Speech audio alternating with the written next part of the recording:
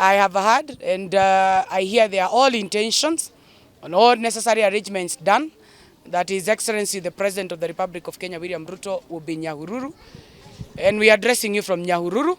He will also be in Nanyuki. We want to say, for the avoidance of doubt, that we have only one president called William Ruto because ameapishwa kupitia katiba.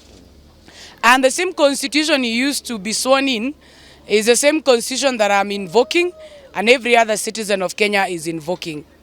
And you'd like to invite His Excellency William Ruto asikuje kutupatia hekaya za bunwasi.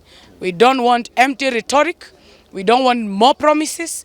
We want him to come and be accountable to the Laikipia voter what he has done in the half term of the 5 years he has been given to reign.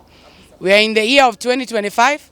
You had the year 2022, 2023, 2024, and in the year 2025. We want to remind you a few things, lest you have forgotten. You promised us Nanyuki Romuruti Road at a cost of 5 billion. We want you to come and highlight whether there is any money that have been allocated, passed in the budget, after the designs were done for Nanyuki Romuruti Road. Remember, Romuruti is our county headquarter, and you have kept promising us that if you become a president, you do that road. Number two, we want to remind you about minor estate. You promised us green cards and what we call title deeds.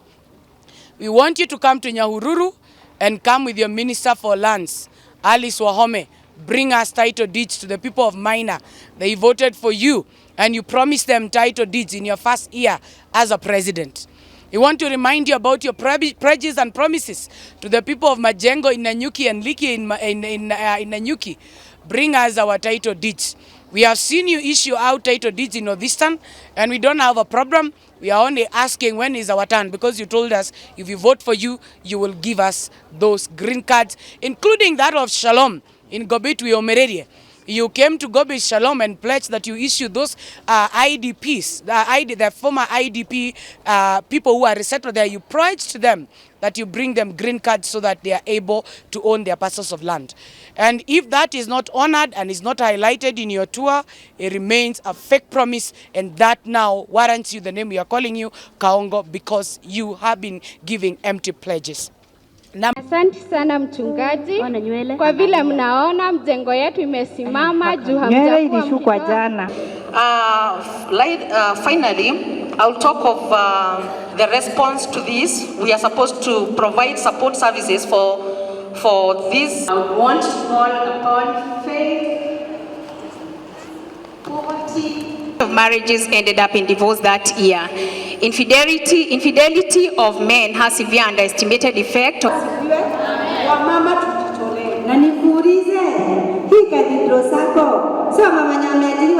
taking responsibility of our own failures. We ought not to blame.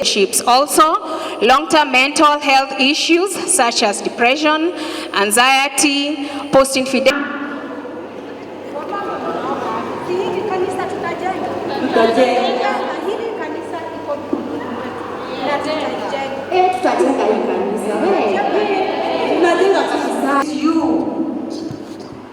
It is them. All of us have failed. And because we have, may He forgive us our transgressions, our sins and our iniquities. And He is faithful and just. The government, we are also blaming our society to go and bury a husband by force, sleep in the house with a dead body for a whole night.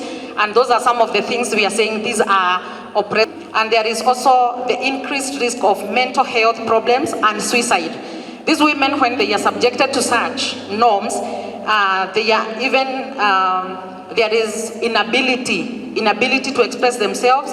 They find that is depression, stress, and also suicide.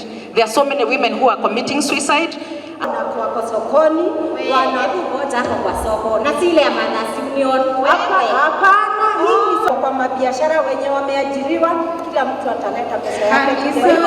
Likely to experience financial constraints as if they are left to solely bear the burden of solely raising their children.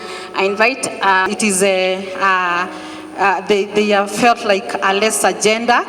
There is suppression of gender rights in females, and these are actions like torture, arbitrary arrest and political imprisonment, abductions, which has on the recent past has been on the rise. And social decision making compared to similar opportunities that are available to female gender.